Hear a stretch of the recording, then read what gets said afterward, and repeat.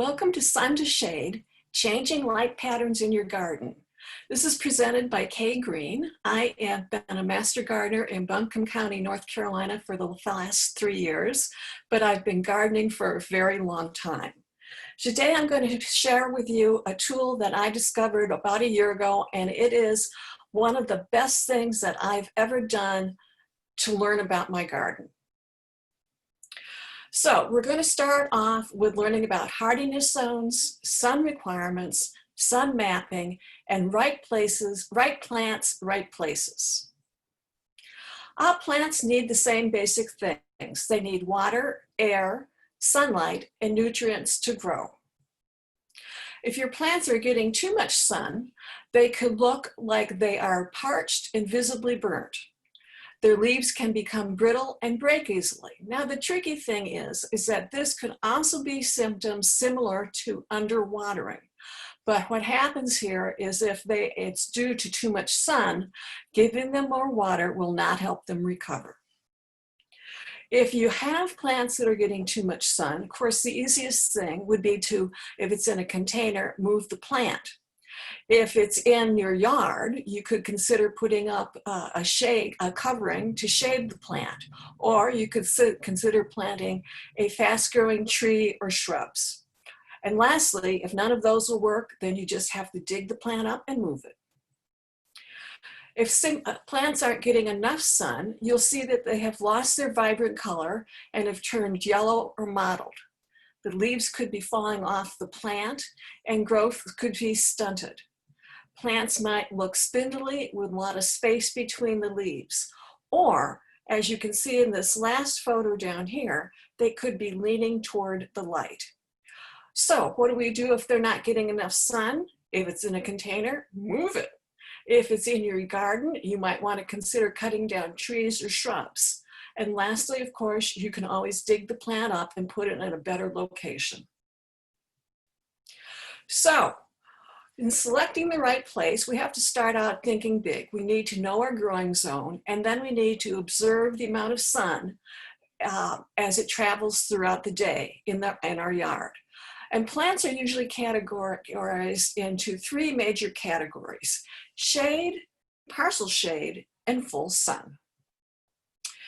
In North Carolina, we live in growing zone 7. Now, the reason why I mention this is that in North Carolina, we could very easily travel down to Florida and fall in love with some beautiful tropical plants down there and bring them back, only to discover that they don't like our harsher winters. Or vice versa, we could travel up north and fall in love with some plant that can't tolerate our very hot summers. So buying plants in your growing zone is the first step to success. So let's look at sun requirements. When you go to the plant store, you'll find that plants are labeled by how much sun or shade that they require.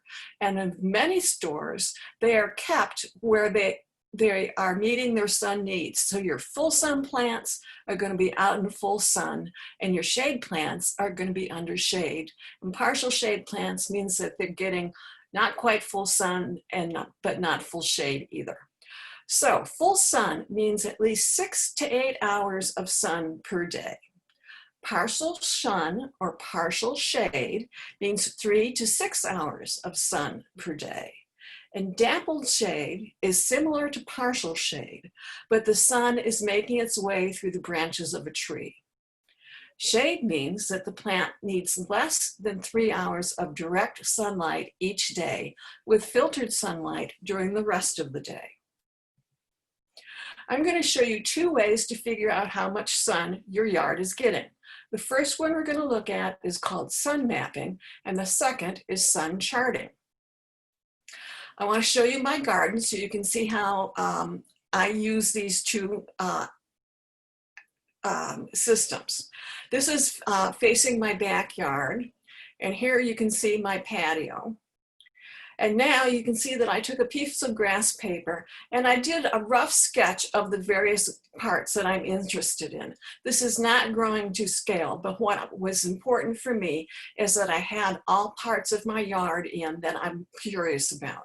So in this slide, we can see that I am showing pictures of the slope, and the slope is represented right down here. In this side, you can see my patio, and the main feature here is this two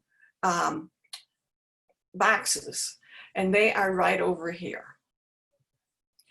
This area is in the corner of my patio, and this is my potato herb garden, and that's represented down here. And this are my flowers, and they are represented by this grouping of pots here. My hydrangeas are back in this corner, which is down here. And then this is another shot of my raised beds, and they are right over here. All right, so what I did is I started out at 8 in the morning, and I drew my first line where my sun and shade line was. Then at 9 o'clock, 10 o'clock, 11 o'clock, and so on. And when I got done, I discovered that I kind of had a big mess, and it wasn't giving me a very clear picture of what the shade or the sun pattern was.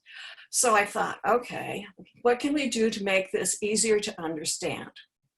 So I changed all this information over to a sun mapping chart.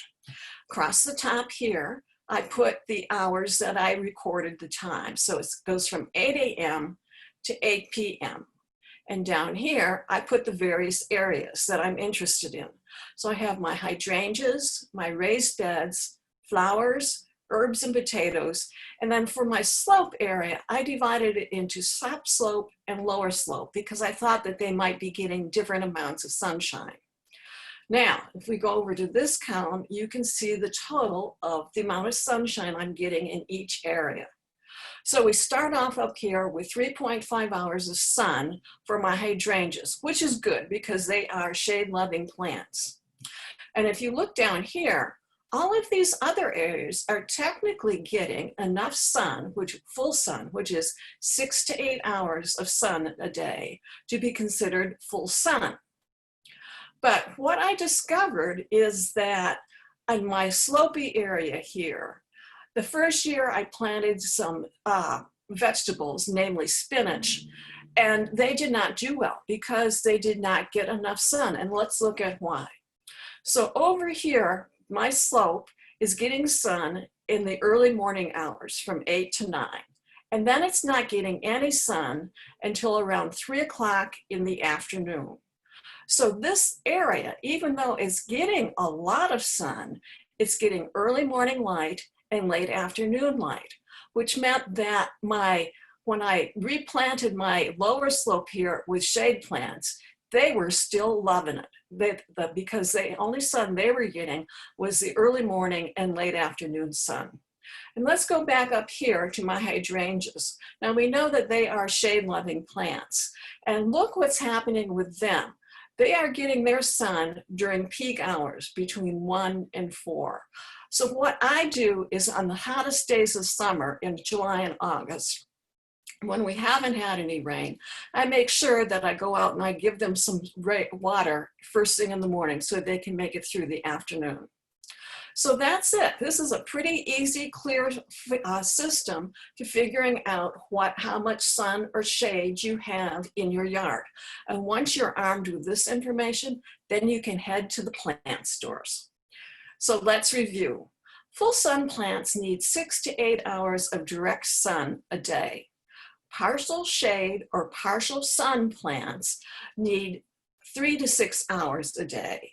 And when it says partial shade, that means that it prefers the shade. And if it's going to get sun, it would prefer to get the sun early in the morning. If it says partial sun, it can tolerate sun more than the partial shade labeled plants. And your full shade plants, they only need 3 hours of sun a day for them to be healthy and strong. So that's it. By doing this, you can predict how much sun you have in your garden. And if you need any help with your gardening, you can call our garden helpline at 828-250-4878. The garden helpline hours are Mondays and Wednesdays from 10 a.m. to 2 p.m.